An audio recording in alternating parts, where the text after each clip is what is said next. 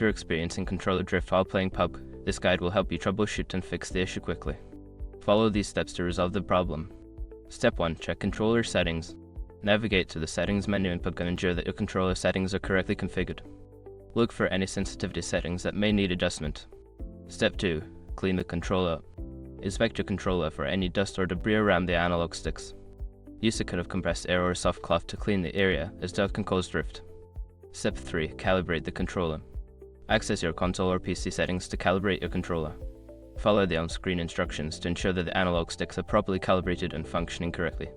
Step 4. Update firmware. Check if there are any firmware updates available for your controller.